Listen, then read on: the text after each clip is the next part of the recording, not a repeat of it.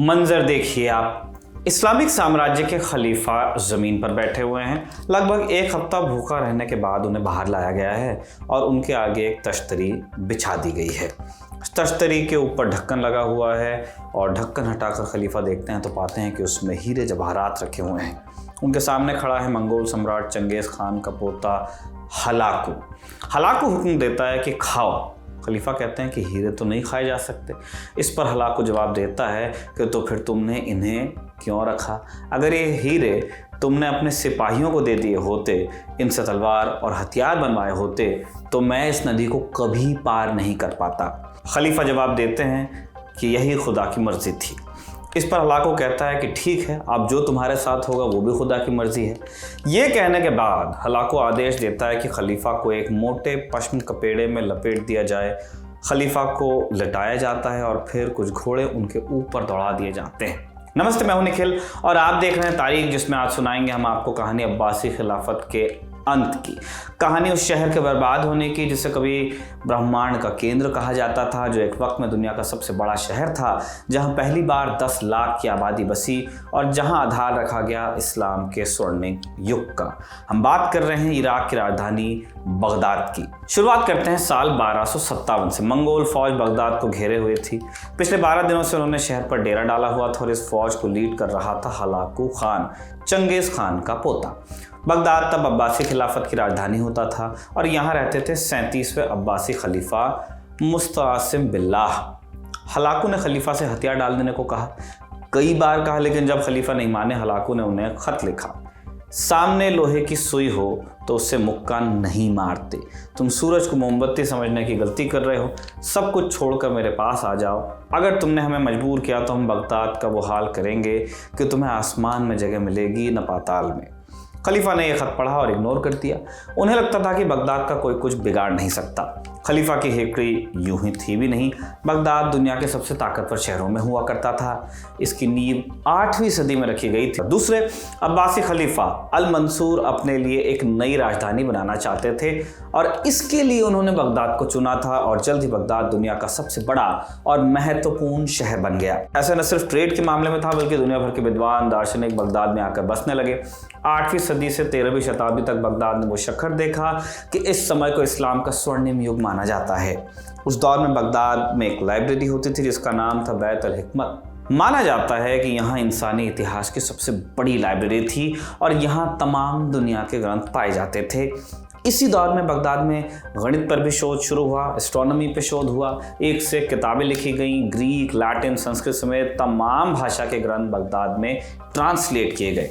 अंग्रेजी के शब्द अलजेब्रा, अल्केमी, अल्कोहल इसी दौर में बगदाद से निकले और विज्ञान के शब्दकोश का हिस्सा हुए। बहरहाल 13वीं सदी में जब हलाकू ने बगदाद पर हमला किया, अब्बासी खलीफा उसे कोरी धमकी मानते रहे। खलीफा और हलाकू में क्यों ठन गई थी? सीन ये था कि 1227 में चंगेज़ खान की मौत के बाद उसका विशाल साम्राज्य 5 हिस्सों में बटा। साल 1251 में चंगेज़ खान के पोते मंगू खान को मंगोल सम्राट चुन लिया गया। अब सम्राट बनते ही मंगू ने अपने 2 भाइयों कुबलाई खान और हलाकू खान को अलग अलग कैंपेन्स पर भेजा, मिशंस पे। कुबलाई खान ने दक्षिणी चीन को जीतकर उसे मंगोल साम्राज्य का हिस्सा बना लिया, जबकि हलाकू खान को जिम्मेदारी मिली कि वो बगदाद की खिलाफत को मंगोलों के आगे झुकाए, जिस तरह चंगेज़ खान ने कभी आधी दुनिया को झुका दिया था। मंगोल चंगेज़ खान के ही एम्पायर को अब आगे फैलाना चाहते थे। चंगेज़ खान की पूरी कहानी अगर आप डिटेल में जानना चाहते हैं तो एक ऑडियो बुक की आप मदद ले सकते हैं। इसका नाम है चंगेज़ खान। कहाँ मिलेगी आपको ये audio book? Kuku FM app पर। कुकू FM इंडिया का लीडिंग ऑडियो प्लेटफॉर्म है जहां आपको 10,000 से भी ज़्यादा ऑडियो बुक्स मिल जाएंगी। कुकू FM ऐप पर 25 लाख एक्टिव सब्सक्राइबर्स हैं और इन 25 लाख सब्सक्राइबर्स से आप भी जुड़ सकते हैं और इसके लिए आपको कुकू FM का एक खास ऑफर भी मिलेगा, स्पेशल ऑफर।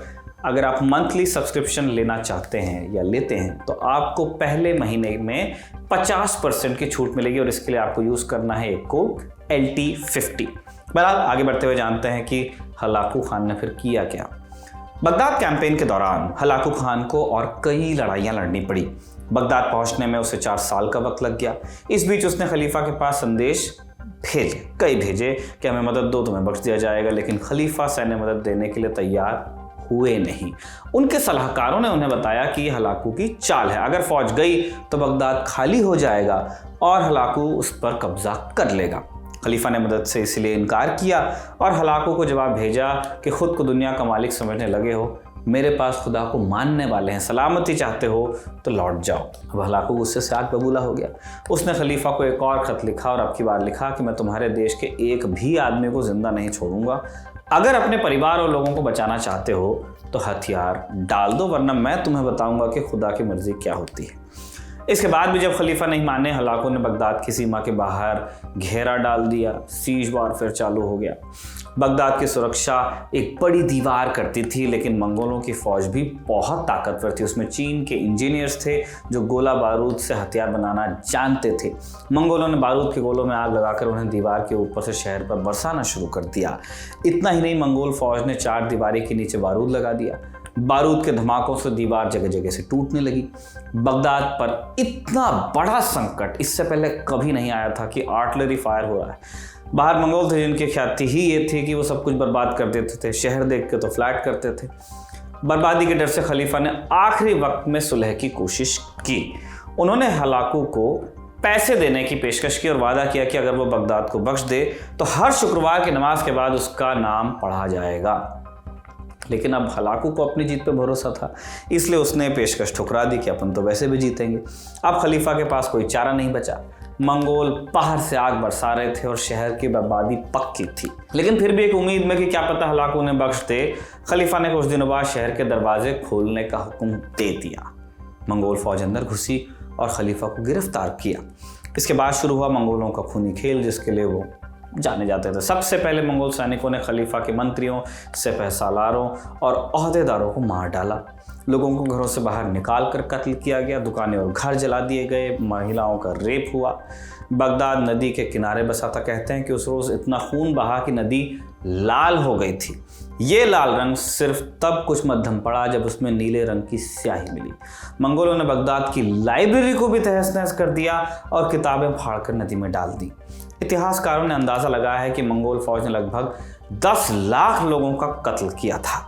हालांकि हलाकू के अपने लिखे में संख्या 2 लाख बताई गई है। वैसे हलाकू ने सबको ही मरवा डाला हो ऐसा नहीं था। मंगोलों ने शहर के ईसाइयों को छोड़ दिया था क्योंकि उसकी खुद की पत्नी हलाकू की ईसाई थी। इसके अलावा वो व्यापारी भी छोड़ दिए गए थे जो मंगोलों के साथ व्यापार करते थे। इसके बावजूद कुल जमा हालात इस बात से समझे जा सकते हैं कि बगदाद में लाशों के सड़ने से इतनी बदबू हो गई थी कि हलाकू को खुद शहर के बाहर टेंट लगाकर रहना पड़ा। शहर को पूरी तरह बर्बाद करने के बाद हलाकू ने क्या किया? एक काम बाकी रह गया था। हलाकू ने खलीफा को जिंदा रखा था। खलीफा का नंबर सबसे आखिर में आया। कई इतिहासकार मानते हैं कि हलाकू शुरुआत में खलीफा को मारने के खिलाफ था, क्योंकि मंगोल धर्म में किसी बादशाह का जमीन पर खून बहाना अपशकुन माना जाता था। लेकिन फिर उसने इरादा बदला, क्योंकि खलीफा लगभग अजेय माने जाते थे। उन्हें तिलिस्मी नज़र से देखा जाता था, डिवाइन पावर। और इसीलिए हलाकू ने फैसला किया कि वो खलीफा को भी मारकर एक नज़ीर पेश करेगा। खलीफा को कैसे मारा गया, इसे लेकर कई कहानियां चलती हैं। इतालवी यात्री मार्को पोलो ने लिखा है कि खलीफा को एक जेल में कैद किया गया था। जेल में चारों तरफ खजाना रखा था और इसी जेल में खलीफा को भूखा रखकर मार डाला गया। हालांकि ये कहानी प्रामाणिक नहीं मानी जाती। हलाकू के मंत्री नसीरुद्दीन तोसी के बयान को अधिक भरोसेमंद माना जाता है, जिसके अनुसार पहले हलाकू ने भूखे खलीफा के आगे हीरे मोती का थाल रखा, उसे खाने को कहा।